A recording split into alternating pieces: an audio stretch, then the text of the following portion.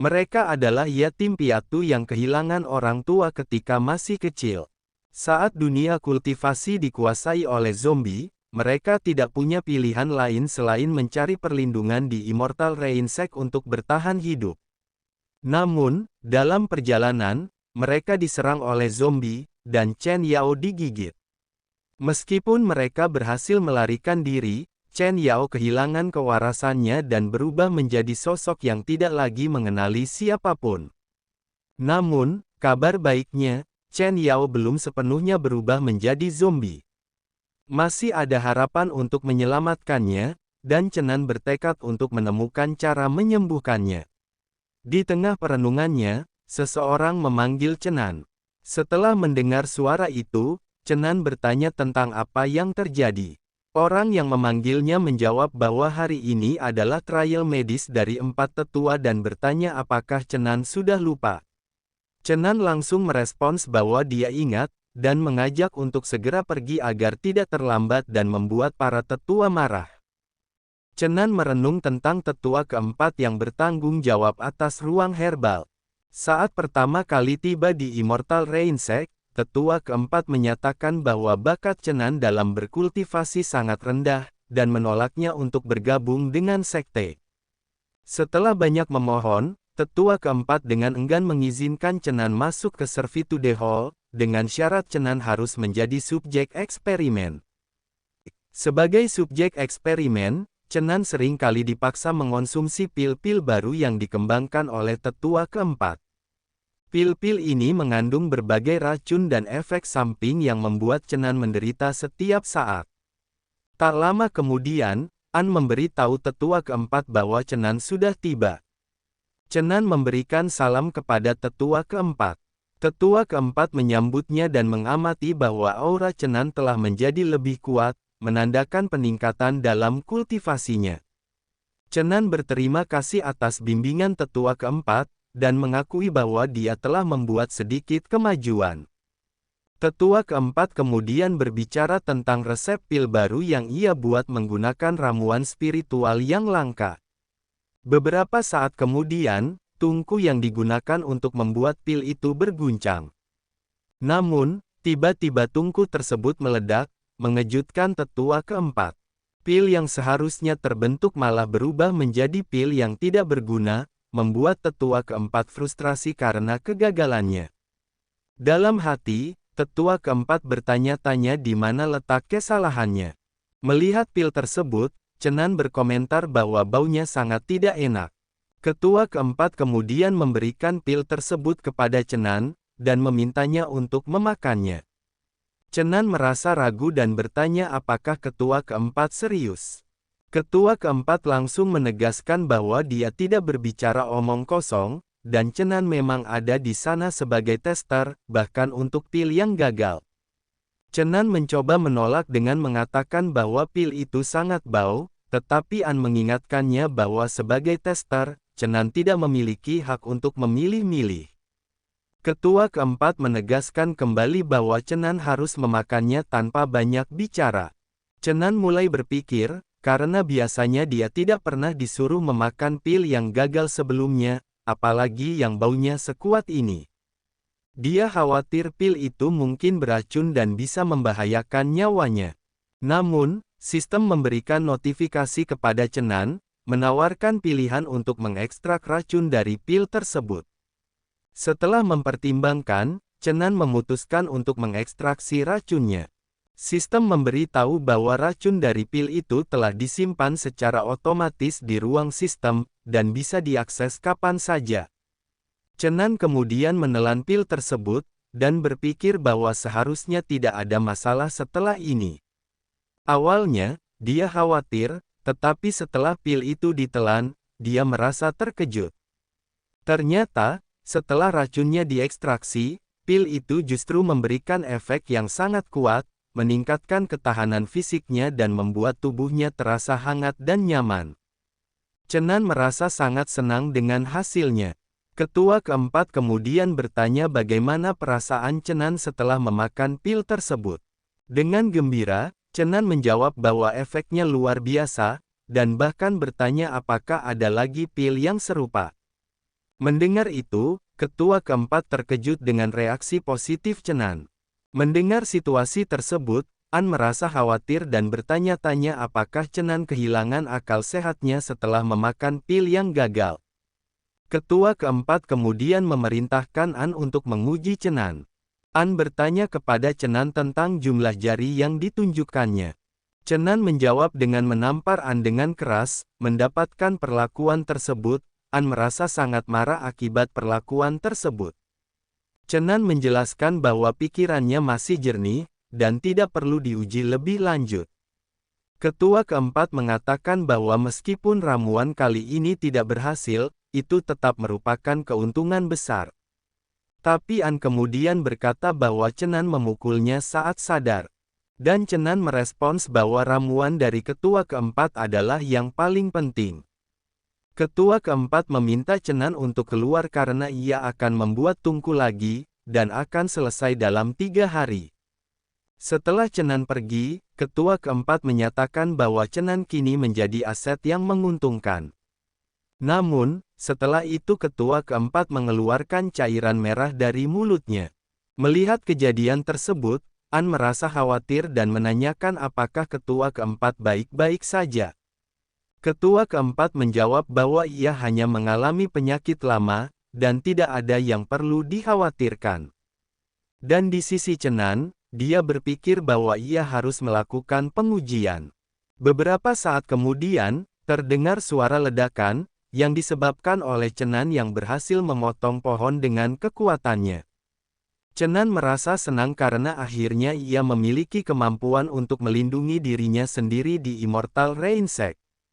Kemudian, seseorang memanggil Chenan, dan ternyata itu adalah Huang Tang, yang akan kita sebut Atang. Chenan bertanya kemana saja Atang selama ini. Chenan berpikir bahwa Atang mungkin satu-satunya sahabatnya di Immortal Rain Sect. Namun, Atang sering melakukan bisnis mencurigakan, dan mengunjungi tempat-tempat yang dijangkau oleh zombie di reruntuhan kuno, untuk merampok makam dan berburu harta karun, sehingga ia sering tidak bisa ditemukan. Atang menjawab bahwa ceritanya panjang. Baru-baru ini, ia menemukan sebuah sekte tersembunyi di dalam pegunungan yang juga dihuni oleh para zombie. Atang berpikir ia bisa menghasilkan banyak uang dari situ, tetapi hampir terjebak di dalamnya. Chenan menyarankan Atang untuk menghentikan kegiatan yang tidak baik tersebut. Ia memperingatkan bahwa jika suatu hari Atang terjebak, Chenan bahkan tidak tahu di mana harus menggali untuk menemukannya. Atang menjelaskan bahwa dia tidak memiliki pilihan lain. Sebelum masternya yang lama meninggal, dia telah bersumpah untuk membuka 108 makam kuno sebagai bagian dari janjinya. Atang merasa telah ditipu oleh masternya. Kemudian, Atang menanyakan keadaan Yana, dan Chenan menjawab bahwa kondisinya masih sama, tidak ada perubahan. Atang meyakinkan Chenan bahwa dia tidak perlu khawatir, karena mungkin suatu hari nanti, ketika dia menemukan harta karun di salah satu makam kuno, dia bisa menemukan obat untuk Yana. Chenan berharap hal itu bisa terjadi. Namun, dia juga sadar bahwa menurut tetua keempat, hanya ketua sekte yang dapat menyembuhkan Yana, dan dia harus mencari cara untuk menemui ketua sekte. Atang menjelaskan bahwa bertemu dengan ketua sekte sangat sulit, karena beliau selalu berada di luar jangkauan. Namun, Atang menawarkan bantuan untuk bertemu dengan Ye Yun, seorang kakak senior dari sekte luar yang merupakan murid terbaik. Ye Yun saat ini sedang melakukan ekspedisi dan membutuhkan beberapa orang untuk bergabung, sehingga Atang datang untuk mengundang Chenan bergabung dengan mereka. Chenan bertanya apakah Ye Yun memerlukan murid dari sekte luar. Atang menjelaskan bahwa Ye Yun tidak memerlukan mereka untuk pertarungan biasa, tetapi akan ada beberapa tugas kotor dan melelahkan yang perlu dilakukan, di mana keberadaan mereka akan berguna. Chenan kemudian menanyakan bagaimana mereka bisa mendapatkan keuntungan dari situasi ini. Atang menjelaskan bahwa lokasi latihan kali ini berada di bidang spiritual di belakang gunung sekte Scorching Sun, yang jauh dari sekte dan biasanya zombie di sana lebih lemah. Jika mereka berhasil masuk, mereka bisa mendapatkan banyak ramuan spiritual yang tidak bisa didapatkan di ruang kerja kasar setelah bertahun-tahun. Chenan khawatir tentang kemungkinan bahaya, dan Chenan mengingat zombie yang bisa berbicara dari sekte Scorching Sun, yang sangat menakutkan dan sulit untuk mengatakan bahwa tidak akan ada bahaya di bidang spiritual yang jauh dari sekte. Atang menjawab bahwa bahaya memang ada di mana-mana, tetapi dengan adanya Ye Yun, mereka pasti akan aman. Mendengar penjelasan itu, Chenan setuju untuk pergi, dan mereka berencana berangkat keesokan harinya. Pada hari berikutnya, Chenan merasa waktu untuk bertemu sudah tiba, tetapi Ye Yun belum juga datang, dan dia berpikir apakah ada sesuatu yang menahannya. Kemudian, seseorang berbicara, mempertanyakan mengapa masih ada murid yang melayani dan bahkan murid tukang yang ikut serta. Ternyata orang itu adalah Zhou Chenglong, seorang murid luar yang kita sebut Cenong. Dia menambahkan dengan nada sedikit memerintah, mengapa mereka tidak lelah mengikuti dan meminta mereka berdua untuk segera pergi. Atang mencoba menjelaskan, bahwa mereka ada di sana untuk melakukan pekerjaan sambilan. Lalu, seseorang berbisik pada Cenong, mengatakan bahwa lebih baik membiarkan mereka tetap bersama karena mereka bisa dijadikan umpan kapan saja. Cenong, setelah mendengar itu, mengangguk seolah memahami maksudnya. Tidak lama kemudian, Ye Yun muncul dan bertanya apakah semuanya sudah siap. Kita akan memanggilnya Ayu. Orang-orang yang ada di sana memandang kagum pada kecantikan Ayu sambil memanggilnya dengan penuh hormat. Salah satu dari mereka menjawab bahwa semua sudah siap, dan Ayu mengajak mereka untuk segera berangkat. Setelah itu, Atang berbisik kepada Chenan untuk lebih waspada, karena pria itu, maksudnya Cenong, tidak memiliki niat baik. Setengah jam kemudian, Cenong berbicara kepada Ayu, menunjukkan bahwa halaman di depan adalah ladang spiritual sekte Liang, dan menyarankan agar seseorang dikirim untuk menjelajahinya terlebih dahulu. Namun, Ayu mengatakan bahwa itu tidak masalah.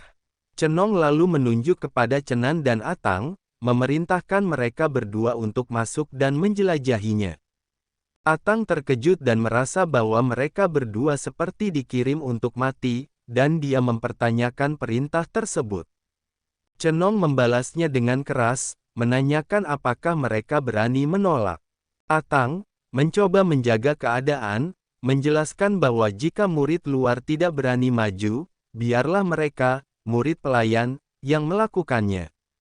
Cenong kemudian bertanya dengan tajam apakah mereka berani membantah perintahnya.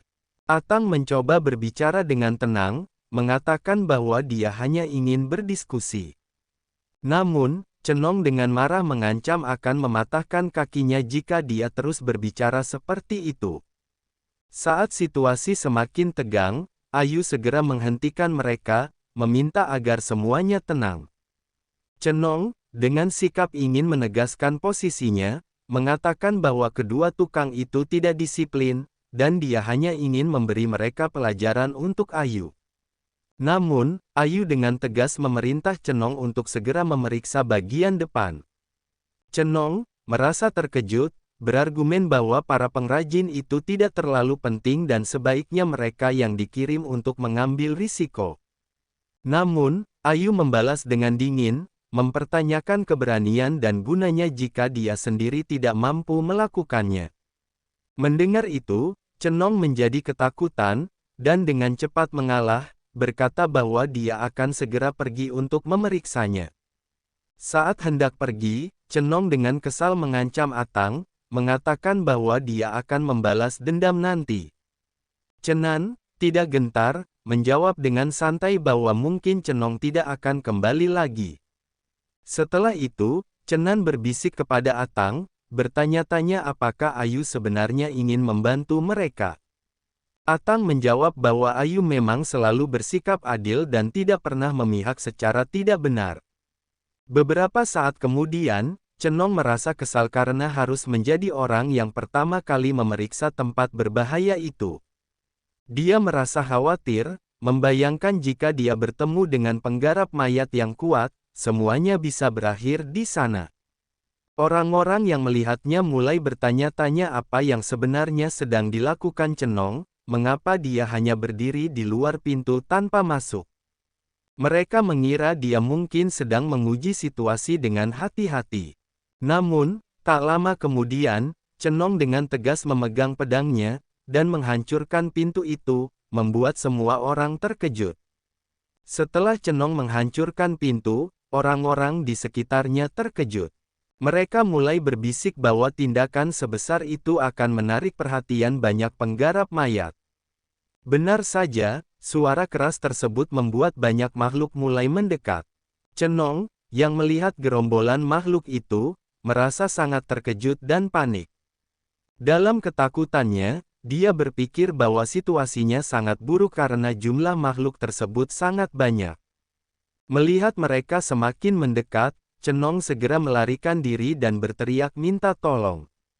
Orang-orang di sekitar melihat hal itu dan berkomentar bahwa kakak senior Zhou telah memancing para penggarap mayat. Mereka merasa ini adalah kesempatan baginya untuk menghadapi apa yang telah dia ciptakan sendiri, terutama karena dia menarik begitu banyak makhluk. Ayu, melihat situasi itu, memberikan komentar tegas bahwa jika tidak ada cukup kesuksesan, maka kegagalan sudah pasti akan terjadi. Dia kemudian mengeluarkan pedangnya, dan dengan lantang memerintahkan orang-orang untuk bersiap menghadapi pertempuran. Sementara itu, Atang memanggil Cenan, menyuruhnya untuk mengikutinya.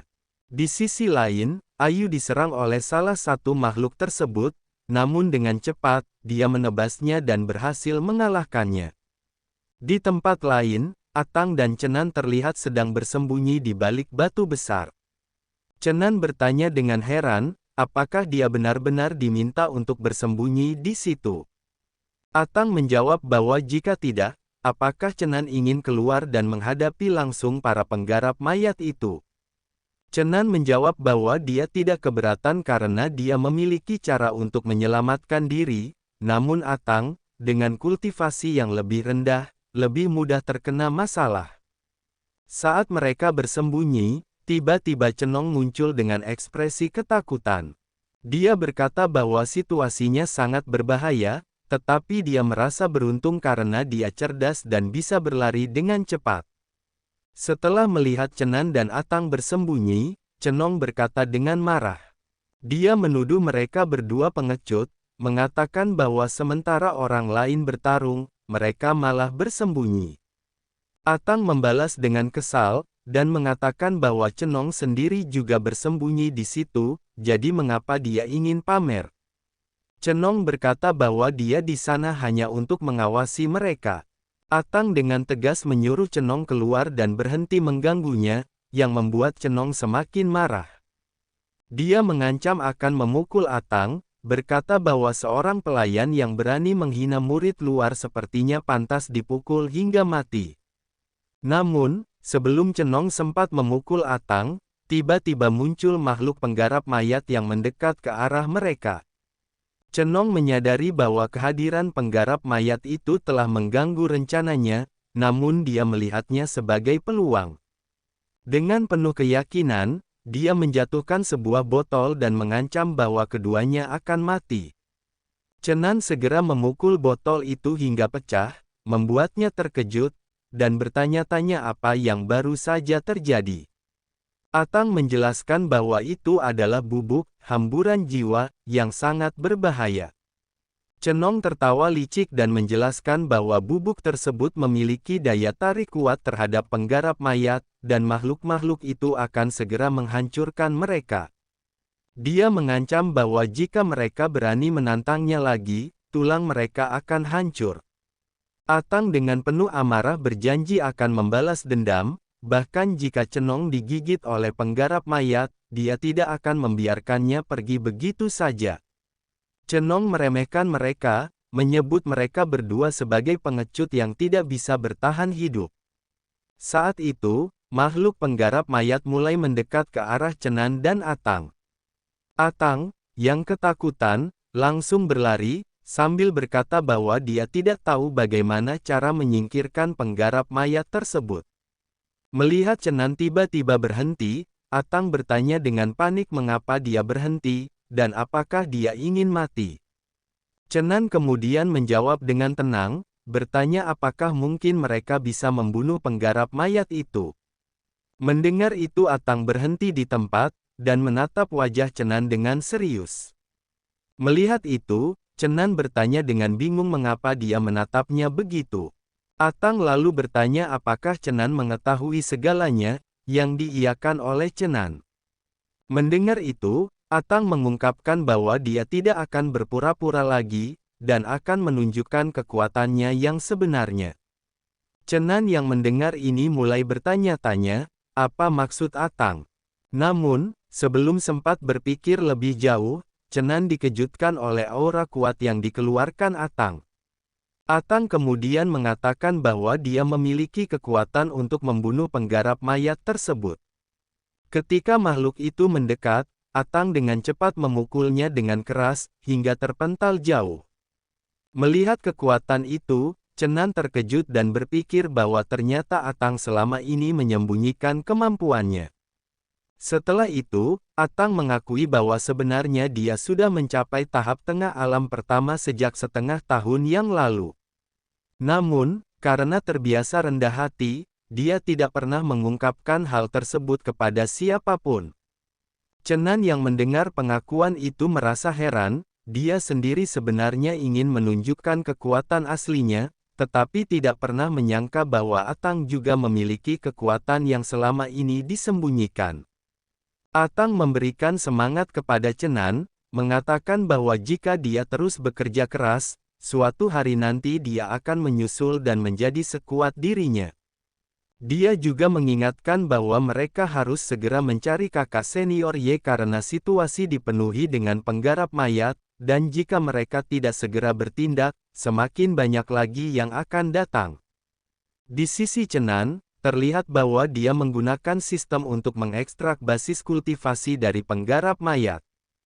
Setelah proses itu selesai, dia merasa sangat senang karena kultivasinya kini telah mencapai tahap akhir dari alam pertama. Sementara itu, di sisi Ayu, salah seorang murid melaporkan bahwa semua penggarap mayat telah berhasil ditangani tanpa ada korban jiwa. Ayu kemudian bertanya tentang keberadaan kedua tukang, dan Cenong menjawab bahwa mereka sudah mati. Dia menjelaskan bahwa dia melihat kedua tukang itu dikejar oleh penggarap mayat, dan dengan tingkat kultivasi mereka, dia yakin tidak ada yang tersisa dari mereka.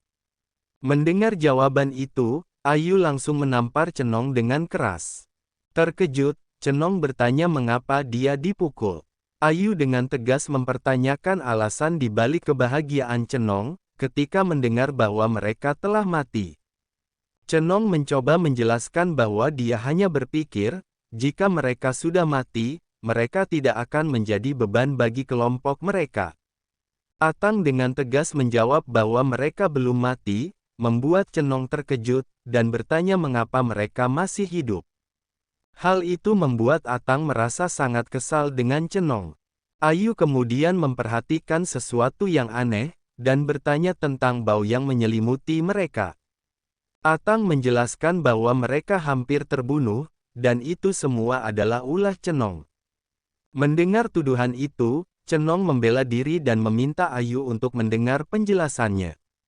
Namun, Ayu langsung menampar Cenong sekali lagi, memberikan peringatan bahwa dia hanya akan diberi satu kesempatan untuk menjelaskan. Jika alasannya tidak masuk akal, Ayu tidak akan ragu untuk membunuhnya di tempat. Cenong, dalam keadaan tertekan, tetap tidak ingin mengungkapkan apa-apa. Atang kemudian menjelaskan kepada Ayu bahwa satu-satunya cara untuk menghilangkan bau mayat adalah dengan menyiram tubuh dengan darah manusia. Mendengar hal itu, Ayu bertanya apa maksudnya, dan Atang dengan santai menyarankan agar mereka membunuh Cenong untuk menghilangkan bau tersebut. Mendengar saran itu, Cenong panik dan memohon belas kasihan kepada Ayu. Dia mengatakan bahwa kesalahannya tidak layak untuk dihukum mati, dan meminta Atang untuk memaafkan nyawanya, bersumpah bahwa dia tidak akan mengulangi kesalahannya lagi. Atang menjawab dengan nada mengejek, bertanya apakah Cenong takut sekarang. Dia bahkan menegaskan bahwa meski Cenong memohon padanya, itu tidak akan ada gunanya. Kemudian, Ayu mengeluarkan pedangnya, dan dengan cepat menebas kedua tangan Cenong, memerintahkannya untuk segera membersihkan bau mayat dan jiwanya. Setelah itu, Atang memastikan bahwa baunya sudah hilang, dan Ayu pun memerintahkan untuk melanjutkan perjalanan ke Taman Lingcao. Cenong, merasa dipermalukan, dengan marah bertekad untuk membalas dendam pada mereka berdua. Namun, Atang meminta Cenong untuk melihat tangannya, dan dia mengejek Cenong. Cenong merasa sangat kesal dengan perlakuan itu, dan memilih untuk berbalik pergi. Ketika mereka semua tidak memperhatikannya, Cenan diam-diam menggunakan sistem untuk mengekstrak basis budidaya dari semua penggarap mayat di sekitarnya, menyerap energi biru yang muncul dari makhluk-makhluk tersebut. Dalam hatinya, Cenan merasa puas karena mendapatkan keuntungan tanpa usaha besar. Beberapa saat kemudian, mereka tiba di sebuah tempat baru. Ayu mengingatkan semua orang untuk berhati-hati, karena mereka akan memasuki Lingtian. Dan video bersambung, gimana menurut kalian tentang manhwa ini? Kalau rame, Mimin akan melanjutkannya. Terima kasih yang sudah menonton video ini sampai habis, dan jangan lupa like dan komen, supaya Mimin semangat untuk membuat alur cerita manhwa seperti ini.